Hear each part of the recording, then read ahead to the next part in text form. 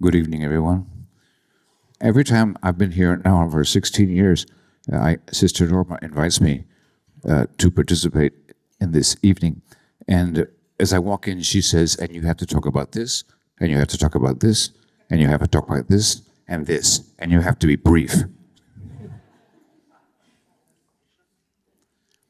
So I want to talk a little bit just about why the Hope Award and the Cariño Award are so important as sort of expressions of why Catholic Charities is such an important part of the community and such an important part of the mission of the Church. Hope is not something that you can manufacture.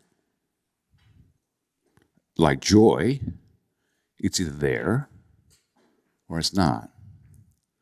And it's kind of a spark. Porque la esperanza como el cariño es como una lucecita en el corazón. Y no se puede producir o conducir artificialmente. You can't just make it.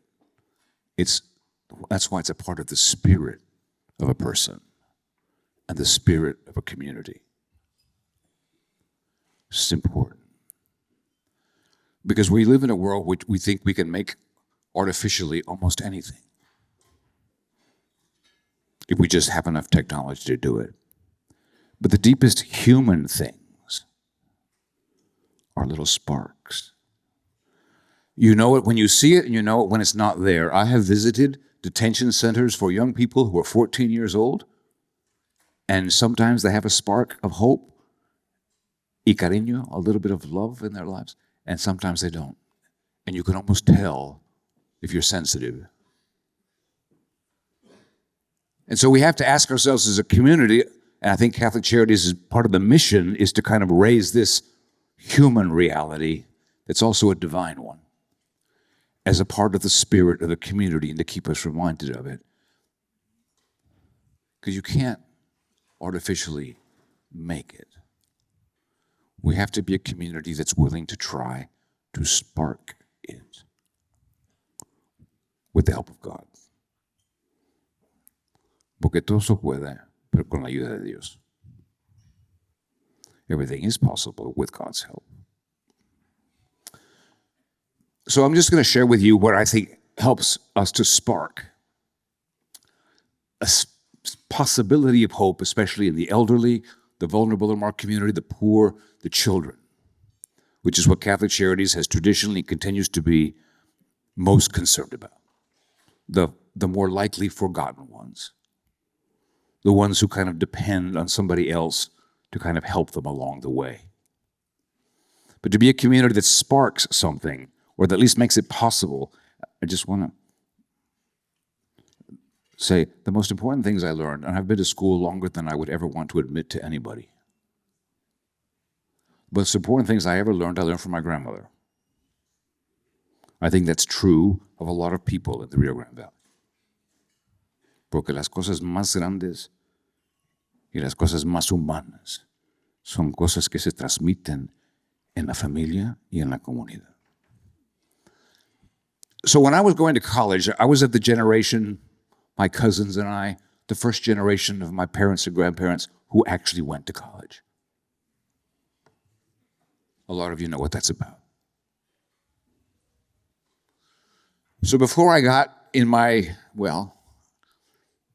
little suitcase, before I entered the seminary, I went to the University of Texas at Austin. You don't have to hold that against me, but I did. I learned a lot there. One of the things I learned was that you have to depend on people, and you have to trust them, and you have to sort of have a relationship that kind of builds up a sense of, you can do this. So before I left, my grandmother told me something, and I've thought about it a lot. Se estaba despidiendo de mí. No, she was saying goodbye. And she said, hijo, te voy a dar un consejo. Son, I'm going to give you some advice. Primero, hay que confiar en Dios. First, trust in God. Secondly, she said, y le voy a rezar al Señor. I'm going to pray to the Lord que si te encuentras en dificultad, if you find yourself in difficulty out there in that big world that's Austin, allá en Austin, que queda tan lejos, voy a rezarle al Señor que si te encuentras en dificultad, que el Señor mismo ponga una persona buena en tu camino para ayudarte. I'm going to pray to God, she said, that if you find yourself in difficulty when you go off to the big city, if you find yourself in difficulty, that God will put a good person in your path to help you out of your difficulty. Eso lo pongo en manos de Dios. That's faith. That's also a great deal of love. Mucho cariño, te lo digo, hijo. That's what she told me, with much love. I think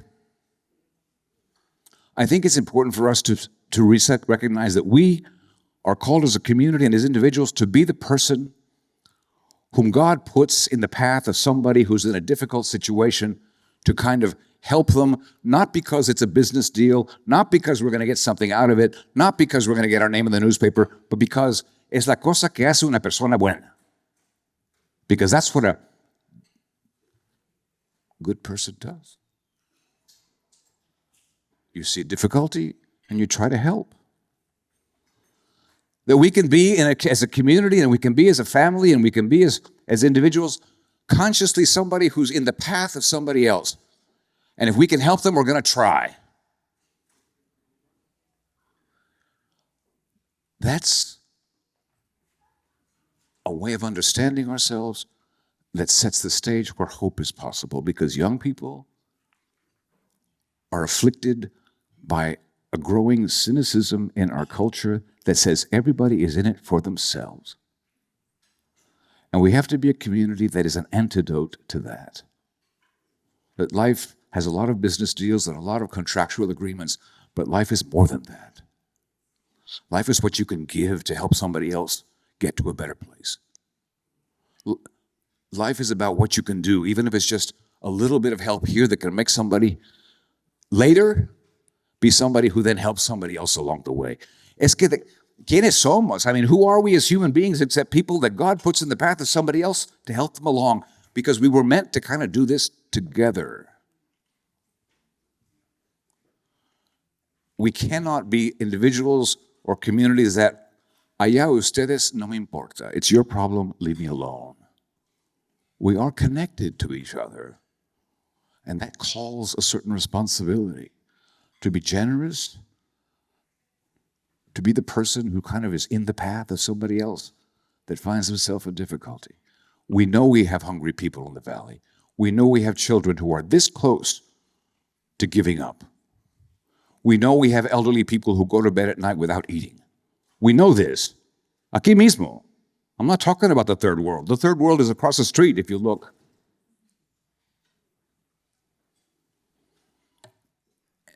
That's why hope is something we try to foster by the kind of people we can be. And cariño, well, that's hardly translatable, es el afecto con que uno se ofrece al bien del otro. Con mucho cariño te lo hago, hijo. So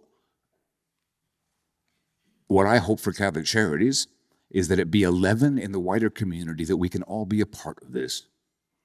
Where we don't forget the people who go hungry at night, and we don't forget the people who don't have money to finish their electric bill, and we don't forget the people who can't even make it to the doctor because they're just afraid to get on the highway and go. And we know why they're afraid. No necesitan lección de mí, usted sabe. That's the kind of a community that we want to foster. And everybody's welcome to participate. And it makes us free. Free in a way that renews our own hope, our own sense of purpose, and our all sort of renewal in the sense of what really the dignity it is to be a human being in a community where we're all connected. So I want to thank Sister for what happens in Catholic Charities, where we can be somebody in somebody's path. I want to thank everyone who in some way continues to build up hope and love in this community. And I want to congratulate the honorees.